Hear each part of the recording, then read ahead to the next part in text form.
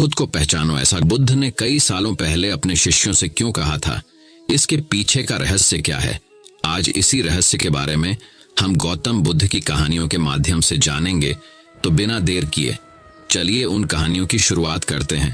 पहली कहानी दोस्तों, बहुत समय पहले की बात है। एक शहर में एक आदमी रहता था। उसने कहीं से सुन रखा था कि अगर संतों और साधुओं की सेवा करे तो बहुत ज्यादा धन प्राप्त होता है। यह सोचकर उसने साधु संतों की सेवा करनी प्रारंभ कर दी। एक बार उसके घर बड़े ही चमत्कारी संत आए। उन्होंने उसकी सेवा से प्रसन्न होकर उसे 4 दिए दिए और कहा, इनमें से एक दिया जला लेना और पूरब दिशा की ओर चले जाना। जहां यह दिया बुझ जाए वहां की जमीन को खोद लेना, वहां तुम्हें काफी धन मिल जाएगा। अगर फिर तुम्हें धन की आवश्यकता पड़े तो दूसरा दिया जला लेना और पश्चिम दिशा की ओर चले जाना। जहां यह दिया बुझ जाए वहां की जमीन खोद लेना, तुम्हें मनचाही माया मिलेगी। फिर भी संतुष्टि न हो तो तीसरा दिया जलाकर दक्षिण दिशा की ओर चले जाना। उसी प्रकार दिया बुझने पर जब तुम वहां की जमीन खोदोगे तो तुम्हें बेअंत धन मिलेगा। तब तुम्हारे पास केवल एक दिया बच जाएगा और एक ही दिशा रह जाएगी। तुमने यह दिया ना ही जलाना है और ना ही इसे उत्तर दिशा की ओर ले जाना है। यह कहकर संत चले गए। लालची आदमी उसी वक्त पहला दिया जलाकर पूरब दिशा की ओर चला गया। दूर जंगल में जाकर वो दिया बुझ गया। उस आदमी ने उस जगह को खोदा तो उसे पैसों से भरी एक गागर मिली। वह बहुत खुश हुआ। उसने सोचा कि इस गागर को फिलहाल यही रहने देता हूं, फिर कभी ले जाऊंगा। पहले मुझे जल्दी ही पश्चिम दिशा वाला धन देख लेना चाहिए। पश्चिम, यह सोचकर उसने दूसरे दिन दूसरा दिया जलाया और पश्चिम दिशा की ओर चल पड़ा। दूर एक उजाड़ स्थान में जाकर वो दिया भी बुझ गया। वहां उस आदमी ने जब जमीन खोदी तो उसे सोने की मोहरों से भरा एक घड़ा मिला। उसने घड़े को भी यही सोचकर वही रहने दिया कि पहले दक्षिण दिशा में जाकर देख लेना चाहिए। जल्दी से ज्यादा धन प्राप्त करने के लिए वह बेचैन हो गया। अगले दिन वह दक्षिण दिशा की ओर चल पड़ा। वो दिया एक मैदान में जाकर बुझ गया। उसने वहां की जमीन खोदी तो उसे हीरे मोतियों से भरी 2 पेटियां मिली। वह आदमी अब बहुत खुश था। तब वह सोचने लगा, अगर इन तीनों दिशाओं में इतना धन पड़ा है तो चौथी दिशा में इनसे भी ज्यादा धन होगा। फिर उसके मन में ख्याल आया कि संत ने उसे चौथी दिशा की ओर जाने के लिए मन किया है। दूसरे ही पल उसके मन ने कहा, हो सकता है उत्तर दिशा की दौलत संत अपने लिए रखना चाहते हो। मुझे जल्दी से जल्दी उस पर भी कब्जा कर लेना चाहिए। ज्यादा से ज्यादा धन प्राप्त करने की लालच ने उसे संतों के वचनों को दोबारा सोचने ही नहीं दिया और अगले दिन उसने चौथा दिया जलाया और जल्दी जल्दी उत्तर दिशा की ओर चल पड़ा। दूर आगे एक महल के पास जाकर दिया बुझ गया। महल का दरवाजा बंद था। उसने दरवाजे को धकेला तो दरवाजा खुल गया। वह बहुत खुश हुआ। उसने मन ही मन में सोचा कि यह महल उसके लिए ही है। वह अब तीनों दिशाओं की दौलत को भी यही ले आकर रखेगा और ऐश करेगा। वह आदमी महल के एक एक कमरे में गया। कोई कमरा हीरे मोतियों से भरा हुआ था। किसी कमरे में सोने के कीमती आभूषण भरे पड़े थे। इसी प्रकार अन्य कमरे भी बेअंत धन से भरे हुए थे। वह आदमी चकाचौंध होता जाता और अपने भाग्य को शाबाशी देता। वह जरा और आगे बढ़ा तो उसे एक कमरे में चक्की चलने की आवाज सुनाई दी। वह उस कमरे में दाखिल हुआ तो उसने देखा कि एक बूढ़ा आदमी चक्की चला रहा है। लालची आदमी ने बूढ़े से कहा कि तू यहां कैसे पहुंचा? बूढ़े ने कहा, ऐसा कर ये जरा चक्की चला, मैं सांस लेकर तुझे बताता हूं। लालची आदमी ने चक्की चलानी प्रारंभ कर दी। बूढ़ा चक्की से हट जाने पर ऊंची ऊंची हंसने लगा। लालची आदमी उसकी ओर हैरानी से देखने लगा। वह चक्की बंद ही करने लगा था कि बूढ़े ने खबरदार करते करते हुए कहा, नाना चक्की चलानी बंद ना कर। फिर बूढ़े ने कहा, यह महल अब तेरा है, परंतु यह उतनी देर तक खड़ा रहेगा जितनी देर तक तू चक्की चलाता रहेगा। अगर चक्की चलनी बंद हो गई तो महल गिर जाएगा और तू भी इसके नीचे दबकर मर जाएगा। कुछ समय रुककर बूढ़ा फिर कहने लगा, मैंने भी तेरी ही तरह लालच करके संतों की बात नहीं मानी थी और मेरी सारी जवानी इस चक्की को चलाते हुए बीत गई। वह लालची आदमी बूढ़े की बात सुनकर रोने लग पड़ा। फिर कहने लगा, अब मेरा इस चक्की से छुटकारा कैसे होगा? बूढ़े ने कहा, जब तक मेरे और तेरे जैसा कोई आदमी लालच में अंधा होकर यहाँ नहीं आएगा, तब तक तू इस चक्की से छुटकारा नहीं पा सकेगा। तब उस लालची आदमी ने बूढ़े से आखिरी सवाल पूछा, तू अब बाहर जाकर क्या करेगा? बूढ़े ने कहा, मैं सब लोगों से ऊंची ऊंची कहूंगा, लालच बुरी बला है। तो चलिए दोस्तों, अब गौतम बुद्ध की दूसरी कहानी की शुरुआत करते हैं। दूसरी कहानी, लोगों का झूठ पकड़ना सीखो सिर्फ 1 मिनट में। गौतम बुद्ध की कहानी। एक गांव में धनी चंद नाम का एक व्यापारी रहता था। उसकी गिनती शहर के अमीर व्यापारियों में होती थी, लेकिन अब वह केवल नाम का सेट रह गया था। उसका बिजनेस बंद होने की कगार पर आ गया था। बिजनेस में हुए घाटे की वजह से उस पर लोगों का बहुत ज्यादा कर्जा पड़ गया था। उसके दिन अब गरीबों की तरह कट रहे थे और उसकी हालत का कारण उसका स्वभाव था। वह बहुत ही शांत सत्ता और शांत स्वभाव वाला व्यक्ति था। वह दूसरों की बातों पर बहुत जल्दी यकीन कर लेता था, इसलिए उसे मूर्ख बनाना बहुत आसान था। चतुराई उसके अंदर थी ही नहीं। लोगों ने उसके सरल स्वभाव का फायदा उठाकर उसे इस हालत में पहुंचा दिया था। उसके कुछ चतुर दोस्तों, रिश्तेदारों और अन्य व्यापारियों ने उसके खिलाफ साजिश रचकर उसे अपनी चिकनी चुपड़ी बातों में ऐसा फंसा लिया कि उसका बिजनेस बंद होने की कगार पर पहुंच चुका था। धनी चंद सेठ इन चालाक लोगों की बातों को समझ नहीं पाया था, लेकिन अब वह अंदर से टूट चुका था। अब उसे अपनी गलतियों का एहसास हो रहा था। एक दिन धनी चंद सेठ के सामने उन लोगों की सच्चाई सामने आ जाती है। वह सोचता है कि जिन लोगों को वह अपना समझता था, उन लोगों ने ही उसे धोखा दिया है, जिस कारण सेठ हमेशा अपनी हालत के बारे में सोचता रहता और खुद को कोसता रहता। अब उसके दिन बहुत ही तनाव वाले और उदासी के साथ बीत रहे थे। उसकी पत्नी अक्सर उससे झगड़ा करती रहती। अन्य सेठ अब अपना कर्जा मांगने के लिए हर रोज उसके घर पर आते। एक लंबी सेठों की भीड़ ने उसे बहुत ही ज्यादा गहरे सदमे में डाल दिया था। वह अब उन सेठों से बचता बचाता छिपने लगा। अपनी इस हालत से परेशान होकर उसने आत्महत्या करने का फैसला किया और वह आत्महत्या करने के लिए दूर एक पहाड़ी की ओर चल पड़ा। रास्ते में उसे एक महात्मा की कुटिया दिखाई दी। कुटिया में बहुत शांति और सुकून था। सेठ धनी चंद ने देखा कि उस महात्मा के सामने कुछ लोग बैठे हुए हैं और वे उनसे अपनी समस्याओं का समाधान पूछ रहे हैं। यह देखकर सेठ को बहुत ही ज्यादा जिज्ञासा हुई। कुटिया से बाहर आ रहे एक व्यक्ति को उसने रोका और महत्व के बारे में वह पूछने लगा। उस व्यक्ति ने सेठ धनी चंद की ओर देखा और कहा कि वह महात्मा आसपास के सभी गांवों, कस्बों और शहरों में बहुत ही ज्यादा प्रसिद्ध है। वह बहुत ही अधिक बुद्धिमान है। वह लोगों की बड़ी बड़ी समस्याओं को चंद मिनटों में सुलझा देते हैं। वह लोगों के मन की बात जानने और उनके झूठ को पकड़ने में माहिर है, क्योंकि उन्होंने मानव स्वभाव के बारे में गहराई से अध्ययन किया है और इसे समझने में उन्होंने महारत हासिल की है। वह किसी को भी अपनी बात पर सहमत करने के लिए चुटकियों में सहमत कर लेते हैं, इसीलिए उन्हें चतुर बाबा के नाम से भी जाना जाता है। वह व्यक्ति सेठ धनी चंद की ओर देखकर कहता है, अगर आपको भी कोई समस्या है तो आप उनसे समाधान पूछ सकते हैं। यह कहकर वह व्यक्ति वहां से चला जाता है। इसके बाद वह सेठ चुपचाप लोगों की भीड़ में बैठ गया और अपनी बारी आने का इंतजार करने लगा। भीड़ को खत्म होने में शाम हो गई। अब सेठ की बारी थी। उसने महात्मा को प्रणाम किया और दुखी मन से अपनी सारी घटना के बारे में बता दिया। वह महात्मा सेठ की बातों को बहुत ध्यानपूर्वक सुन रहे थे और फिर शांत स्वर में उत्तर दिया, इंसान को इतना शरीफ नहीं होना चाहिए कि वह हर किसी की बातों पर विश्वास कर ले और जो लोग कहे वही करना शुरू कर दे।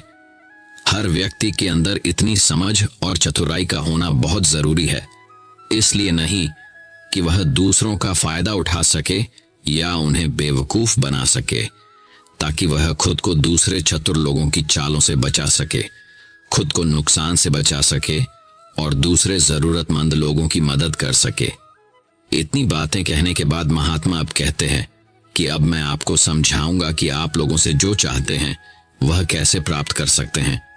तुम्हें कुछ ऐसे तरीके सिखाऊंगा जिनका उपयोग तुम लोगों और परिस्थितियों को नियंत्रित करने के लिए कर सकते हो। इसके अलावा तुम्हें यह भी पता चल जाएगा कि धोखेबाज लोगों को कैसे पहचानें और उनसे खुद को कैसे बचाएं। एक साधारण व्यक्ति कैसे समझदार व्यक्ति बन सकता है। ध्यान रहे, जो मैं यहाँ तुम्हें सिखाने वाला हूँ उसका इस्तेमाल किसी गलत काम के लिए नहीं करना, लेकिन अपनी और दूसरों की सुरक्षता के लिए। बस मेरी बातों को ध्यान से सुनो। हम जिस दुनिया में रहते हैं वहां आपको कुछ लोग चतुर मिलेंगे जो अपनी आजीविका चलाने के लिए भोले भाले लोगों का इस्तेमाल करते हैं। अब आप इन लोगों को कैसे पहचानते हैं जो अधिक बातें समझते हैं? आपको उन लोगों पर ध्यान देना चाहिए, क्योंकि ये लोग विश्वास की कमी को पूरा करने के लिए बहुत सारे शब्दों का उपयोग करते हैं। आपको उन पर ध्यान देने की कोई आवश्यकता नहीं है, क्योंकि वे अपने झूठ की वजह से आपको बेवकूफ बनाने की कोशिश करते हैं। जो लोग एक ही बात को बार बार कहते हैं वह झूठे हो सकते हैं। ऐसे लोगों के पास कई उदाहरण हैं, ताकि आप उनकी चिकनी चुपड़ी बातों पर भरोसा कर सके। जिस व्यक्ति से आप बात कर रहे हैं उसे जानने का असली तरीका यह है कि आपको वह जो कुछ भी कहते हैं उसे एक बार दोबारा अवश्य सुने। जिस तरह से वे अपनी कहानी सुनाते हैं उससे आपको पता चल जाएगा कि वह सही है या नहीं। दूसरी बात, यदि आप किसी ऐसे व्यक्ति को जानते हैं जो दूसरों से झूठ बोलता है तो आप उस पर कभी भी भरोसा ना करें, क्योंकि जो व्यक्ति दूसरों से झूठ बोलता है वह निश्चित रूप से आपसे भी झूठ ही बोलेगा। साथ ही आपको ऐसे लोगों से सावधान रहना चाहिए जो दावा करते हैं कि उनके पास पहले बहुत पैसा था जो अब कम हो गया है, जिससे पता चलता है कि जिससे आप बात कर रहे हैं वह झूठ बोल रहा है। हाँ, ऐसा हो सकता है कि एक बार उसके पास पैसा था लेकिन अब वह है दिवालिया हो चुका है। बुद्धिमानी इसी में है कि ऐसे व्यक्ति को कभी भी पैसों से समझौता नहीं करना चाहिए। जो व्यक्ति खुद के पैसे को संभालने में कमजोर हो सकता है उस व्यक्ति से सलाह लेना बुद्धिमानी नहीं है। आपको ऐसे अयोग्य लोगों से भी सावधान रहने की आवश्यकता है, क्योंकि अगर कोई व्यक्ति महत्वपूर्ण चीजों की देखभाल करने में सक्षम नहीं है तो ऐसे लोग अपने बिजनेस या काम को संभाल नहीं सकते हैं। एक समझदार व्यक्ति अपनी जरूरी समस्याओं पर अधिक ध्यान देता है, बेकार की चीजों पर नहीं। एक और वह व्यक्ति जो हमेशा अपनी बात दोहराता है और बार बार कसम खाता है, वह व्यक्ति झूठा होता है। इसलिए ऐसे व्यक्तियों पर भी कभी भरोसा नहीं करना चाहिए। दूसरी ओर, अगर आप चाहते हैं कि कोई व्यक्ति आपके साथ अच्छा व्यवहार करे तो आपको हमेशा अपनी इच्छा के अनुरूप परिणाम मिलेंगे, जो कि गलत है। आपको हमेशा एक बात याद रखनी चाहिए कि लोग वही चाहते हैं जो उन्हें कभी नहीं मिल सकता। इसलिए अगर आप ऐसा चाहते हैं कि किसी काम को पूरा करने के लिए आप उसे बार बार करें और आप उसे हासिल कर सकते हैं जो खुद फायर नहीं जा सकता। इसके लिए तुम्हें 2 नियमों पर ध्यान देना होगा। पहला नियम, जिस व्यक्ति को आप अपने वश में करना चाहते हैं उसे वह दे जो वह चाहता है या फिर जिसे वह हासिल करना चाहता है। दूसरा नियम, उस व्यक्ति को तब तक देखें अब जब तक वह आपके नियंत्रण में आ जाता है। तो देखिए कितना दुख होता है जब आप उसे वह देना बंद कर देते हैं जो वह चाहता है। जब भी आपको लगता है कि वह आपको हल्के में ले रहा है, इसलिए जो आपने उसे दिया था उसे वापस लें। यह बात उस व्यक्ति को एक कमी और खालीपन का एहसास कराएगी, जिससे वह आपकी बात दोबारा सुनने को तैयार हो। तीसरा नियम, जब कोई व्यक्ति ऐसा व्यवहार करता है जैसे कि वह सब कुछ जानता है, तो निश्चित रूप से आप एक ऐसे व्यक्ति से बात कर रहे हैं जिसमें बुद्धि की कमी है। सच तो यह है कि जो व्यक्ति यह मानता है कि वह कुछ नहीं जानता, वह अंततः सबसे बुद्धिमान होता है और जीतता है। यदि आप अपने आसपास के लोगों और स्थितियों पर नियंत्रण रखना जानते हैं तो सबसे अच्छा तरीका विनम्र और नम्र होना है। इससे पता चलता है कि आप बाहर के लोगों से झगड़ा नहीं करना चाहते हैं। अपनी शारीरिक भाषा को विनम्र रखें। एक बार जब लोगों को पता चल जाए कि आप बहुत कुछ जानते हैं, आपकी सफलता और विफलता का उपयोग आपके विरुद्ध किया जाएगा। आपकी असफलता पर आपका अपमान होगा और आपकी सफलता पर लोग आपसे नफरत करने लगेंगे। और जब आप लोगों के सामने यह दिखाते हैं कि आप सब कुछ जानते हैं, तो लोगों को समझाने की तरकीब अधूरी रह जाती है। लोग आप पर उनका उपयोग करने का आरोप लगा सकते हैं और वे आपको अपनी योजना के साथ आगे बढ़ने का मौका दिए बिना ही मना कर देंगे। लोग हमारे निर्दोष, अज्ञानी और विनम्र होने के कारण हम पर संदेह नहीं करते हैं कि हम उनसे काम ले रहे हैं। जो व्यक्ति अपनी भावनाओं और जज्बातों को छिपाने में माहिर होता है, वह दूसरे लोगों को आसानी से अपने वश में कर सकता है। जब लोगों को लगेगा कि आप विनम्र हैं और झगड़ालू स्वभाव के नहीं हैं, तो वे आगे आकर आपकी मदद करना चाहेंगे और शायद तब वे आपको अपने बारे में जानकारी देंगे जिसका उपयोग आप उन्हें नियंत्रित करने के लिए कर सकते हैं। और वे आपको यह सारी जानकारी देंगे क्योंकि उन्हें यकीन है कि आप उनसे नहीं लड़ेंगे। जो व्यक्ति यह मानता है कि उसके अंदर सुधार की गुंजाइश है तो उसके सफल होने की संभावना कई गुना बढ़ जाती है। व्यक्ति के अंदर विनम्रता इसलिए भी आती है क्योंकि वह सोचता है कि उसे बहुत कुछ सीखना है। लेकिन जो व्यक्ति यह सोचता है कि वह बहुत कुछ जानता है, वह आसानी से मूर्ख बन जाता है। साथ ही एक गृहस्थ होने के नाते आपको इस बात पर भी ध्यान देना चाहिए कि आपका पैसा कहाँ जा रहा है, और उस मेहनत की कमाई को तब तक खर्च न करें जब तक आपको उस पैसे के बदले में वह न मिल जाए जो आप चाहते हैं। इसका मतलब यह है कि अगर आप सामान लिए बिना पैसे देते हैं तो धोखा मिलने की संभावना बढ़ जाती है। ऐसा भी हो सकता है कि अगर किसी ने आपका पैसा पहले ही ले लिया है तो वह अपना वादा नहीं निभाएगा। इसलिए सुरक्षित रहने के लिए उस व्यक्ति को पैसे देने से पहले सावधानी बरतें। जो चीज आप उससे पाना चाहते हैं उसे प्राप्त करें। चौथा नियम, लोगों को समझाने का सबसे अच्छा तरीका यह जानना है कि आप किसका मन बदल सकते हैं और किसका नहीं। यह 100% सत्य है कि आप किसी के मन को अपने अनुसार तब तक नहीं चला सकते जब तक वह आपको पसंद न करता हो। इसीलिए जो लोग आपको पसंद करते हैं और आपका सम्मान भी करते हैं, उन्हें अपने तरीके से चलाने की कोशिश करें, लेकिन सही चीजों के लिए। इस बात का ध्यान रखें, यदि आप किसी ऐसे व्यक्ति के मन में हेर फेर करने का प्रयास करते हैं जो आपको पसंद नहीं करता है, तो ऐसे में आपका सारा समय और धैर्य बर्बाद हो जाएगा। इसके अलावा जब भी आप ऐसे व्यक्ति को बदलने की कोशिश करेंगे तो वह आपसे बहस करेगा। चाहे आप कुछ भी करें, आप कभी भी ऐसे व्यक्ति के मन को नहीं बदल पाएंगे। आपको अपनी बहस शुरू होने से पहले ही प्रयास करना बंद कर देना चाहिए और याद रखना चाहिए कि केवल आप ही उन लोगों को बदल सकते हैं जो आपको पसंद करते हैं और आपका सम्मान करते हैं। इसलिए यदि आप किसी को बदलना चाहते हैं, सबसे पहले उसके साथ अच्छे संबंध स्थापित करें और इससे दोस्ती करें। इतना कहकर महात्मा कुछ देर रुके और फिर आगे कहने लगे, अब मैं तुम्हें कुछ ऐसी तरकीबें बताऊंगा जिनका प्रयोग करके चतुर और धोखेबाज लोग दूसरों को मूर्ख बनाते हैं और उनका गलत इस्तेमाल करते हैं। पहला तरीका, जब किसी चतुर व्यक्ति को अपना काम निकालना होता है तो वह अपने इरादे पूरी तरह छिपा कर रखता है, अर्थात वह झूठ बोलता है, सबसे महत्वपूर्ण बात छिपाता है और केवल उतना ही कहता है जितना वह चाहता है। दूसरा तरीका, एक व्यक्ति जो चतुर है, दूसरों को गुमराह करना चाहता है, वह जितना संभव हो उतना ध्यान अपनी ओर आकर्षित करना चाहेगा, क्योंकि इस तरह वह किसी समूह का सबसे महत्वपूर्ण हिस्सा बन सकता है, दूसरे लोगों को गुमराह कर सकता है या अपने फायदे के लिए आपके कमरे का इस्तेमाल कर सकता है। तीसरा तरीका, जो व्यक्ति लोगों को गुमराह करता है वह अच्छी तरह से जानता है कि लोगों की भावनाओं के साथ कैसे खेलना है। वह अलग अलग मौकों पर अपने लाभ के अनुसार अलग अलग भावनाएं व्यक्त करता है, लेकिन केवल दिखावा करने के लिए। कभी कभी वह बहुत क्रोधित होगा, कभी कभी वह बहुत विनम्र होगा, कभी कभी वह बहुत मिलनसार होगा और कभी कभी वह बहुत उदास रहेगा। जिस व्यक्ति से उसका काम निकलेगा वह उसके साथ वैसा ही व्यवहार करना शुरू कर देता है। चौथा तरीका, धोखेबाज व्यक्ति सिर्फ अपने लिए सभी की सहानुभूति पाने की कोशिश करता है। सभी उसे सबसे गरीब समझते हैं। उसे इस बात से कोई फर्क नहीं पड़ता कि आपकी समस्या कितनी बड़ी है। आपको हमेशा यह महसूस कराएगा कि उसकी समस्या आपसे बड़ी है और वह आपसे ज्यादा परेशानी में है। इसलिए आपको उस पर दया करनी चाहिए और उसकी मदद करनी चाहिए।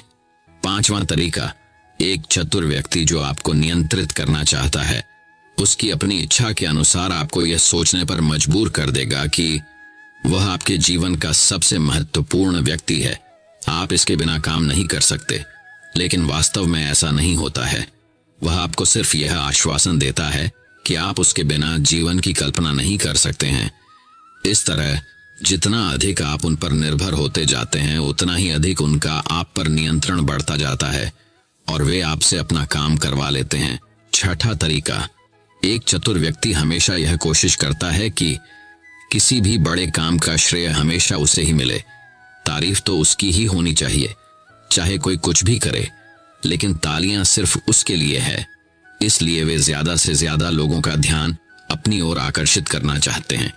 अधिक से अधिक लोगों को अपने साथ जोड़ने के लिए चतुर लोग अक्सर सबसे कठिन काम दूसरों को सौंप देते हैं और आसान काम अपने पास रख लेते हैं, लेकिन सारे काम का श्रेय खुद लेने की कोशिश करते हैं।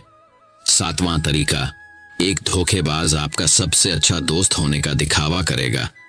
वह दिखाएगा कि आपका उससे बेहतर दोस्त नहीं हो सकता। इस तरह से आपके सभी रहस्य जानने की कोशिश करेगा और गलत समय पर वह उनका उपयोग आपके खिलाफ करेगा। इसलिए अपने रहस्य बताने से पहले 10 बार सोचें, क्योंकि दुनिया में सबसे खतरनाक चीज एक धोखेबाज दोस्त है। इसलिए यह पहचानना सीखें कि कौन दोस्त है और कौन नहीं। 8वां तरीका, अधूरी जानकारी दे। एक धोखेबाज व्यक्ति आपको केवल उतनी ही जानकारी देगा जितनी वह आपसे जानना चाहता है। कारण, क्योंकि वह चाहता है कि आप सिर्फ ये बातें जानें। वह कभी भी आपके साथ पूरी बातें साझा नहीं करेगा। वह सबसे महत्वपूर्ण चीजें छिपाएगा ताकि समय आने पर वह उनका उपयोग कर सके और सारा श्रेय ले ले या अपना काम पूरा करवा सके। 9वां तरीका, एक चतुर व्यक्ति कभी भी अपनी बात पर कायम नहीं रहेगा। समय आने पर वह अपनी बात से मुकर जाएगा। इसका कारण कुछ भी हो सकता है। या तो वह चाहता है कि आप ऐसा न करें, या वह जानबूझकर ऐसा कर रहा है। यह उसकी इच्छा पर निर्भर करता है। 10वां तरीका, वे ऐसा दिखावा करते हैं जैसे उन्हें कुछ भी पता नहीं है। वे सबसे निर्दोष हैं, हालांकि उन्हें उस समय उस घटना के बारे में सब कुछ पता है, लेकिन फिर भी वे आपके मुंह से सब कुछ सुनना चाहेंगे, क्योंकि कल को अगर उनके मुंह से कुछ ऐसी बात निकल गई जो नहीं कहनी चाहिए थी, तो वह आपका नाम ले सकते हैं कि उसने मुझे बताया, या वे निर्दोष बने रहे ताकि वे अपनी जिम्मेदारियों से बच सके। जितना उन्हें मिल सकता था उससे अधिक काम के बोझ से दूर रहें। वे जानबूझकर ऐसा करते हैं ताकि कोई उन पर ध्यान न दे और वे महान चीजों से बच सकें। 11वां तरीका, दूसरों पर उंगली उठाना या दोष देना। एक चतुर व्यक्ति हमेशा अपने हाथ खाली रखना चाहेगा, अर्थात उसे कोई कड़ी मेहनत या अधिक जिम्मेदारी नहीं निभानी पड़ेगी। इसलिए वह दूसरों पर उंगली उठाता रहता है कि मुझे यह काम ठीक से नहीं आता। वह इस बात को भली भांति जानते हैं। यह दूसरी स्थिति ये आती है कि कहीं न कहीं उनकी पोल खुल जाती है या इज्जत सामने आ जाती है, फिर भी वे अपनी गलती का दोष दूसरों पर डाल देते हैं। 12वां तरीका, एक धोखेबाज हमेशा झूठी तारीफ करेगा। वह केवल वही कहेगा जो दूसरा व्यक्ति उससे सुनना चाहता है, और वह ऐसा तब तक करेगा जब तक उसका काम पूरा ना हो जाए। इसके बाद वह लोगों के सामने उसी व्यक्ति की आलोचना करे।